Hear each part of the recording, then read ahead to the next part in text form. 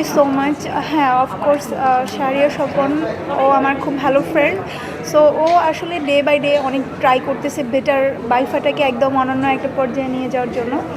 তো আমি এইবারে বাইফাটা নিয়ে অনেক বেশি আশাবাদী যে গতবারের চেয়ে অনেক অনেক বেশি বেটার হবে।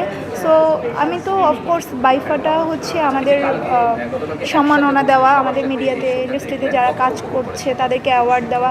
তো এটা অনেক ভালো একটা উদ্যোগ, আমি অনেক অ্যাপ্রিসিয়েট করি। আর বাইফার জন্য অনেক অনেক শুভকামনা, যেন অনেক ব্লাস্টিং একটা সাকসেসফুল একটা প্রোগ্রাম হয়।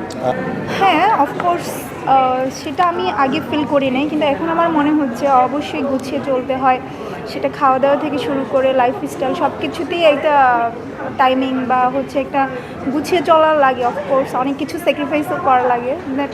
এত সহজ না, আমরা যতটা সহজে মনে করি যে চাইলেই সেলিব্রিটি হয়ে যাওয়া, মডেল হয়ে যাওয়া, নট লাইক দ্যাট।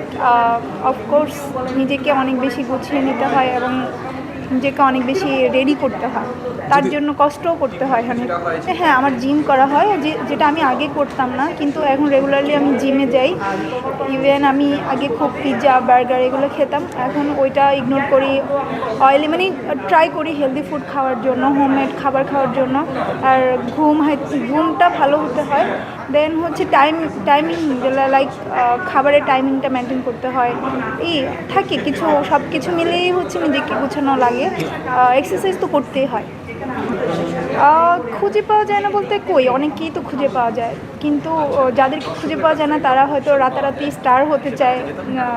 লাইক নিজের পার্সোনালিটিটা ধরে রাখতে হবে, কাজের মান ধরে রাখতে হবে, তাহলেই আর হারিয়ে যাবে না, আমি মনে করি। যেটা অ্যাকচুয়ালি আমি রাতারাতি স্টার বলতে তাদেরকে স্টার বলবো না। হ্যাঁ, থাকে কিছু, যেমন হচ্ছে হঠাৎ করে একটা তার ভালো একটা অভিনয় বা একটা মুভি রিলিজ হওয়ার পর যখন সে ভালো কিছু করে, তখন দেখা গেছে দর্শকের কাছে যদি জনপ্রিয়তা পায়, সেটাকে আমি স্টার বলবো। কিন্তু থাকে না বিভিন্ন টপিকস নিয়ে যে ভাইরাল হওয়া, বিভিন্ন নিয়ে ভাইরাল হওয়া রাতারাতি, তো আমি মনে করি যে এটা দিয়ে বেশি দিন চলতে পারে না।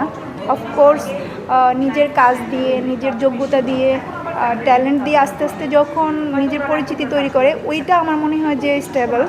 রাতারাতি ভাইরাল হওয়া, করা, এগুলো বেশি দিনের জন্য না, অল্প কিছু দিন। প্রথমত আমি কাউকে গালি দিই না।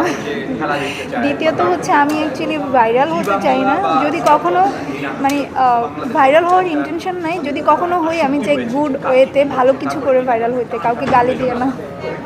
আমি অ্যাকচুয়ালি মডেলিং নিয়ে বেশি ব্যস্ত, কিন্তু আমি এখন প্ল্যানিং করছি কিছু কমার্শিয়াল নাটক নিয়ে কথা হচ্ছে, সিনেমা নিয়েও কথা হচ্ছে, কিন্তু আমি আসলে আগে নিজেকে রেডি করতে চাই। সিনেমা বলেন, নাটক বলেন, এটার জন্য অ্যাক্টিংয়ের দিকেও আমি একটু ফোকাস করছি।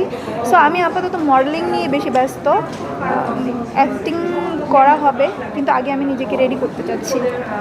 Thank you. Thank you.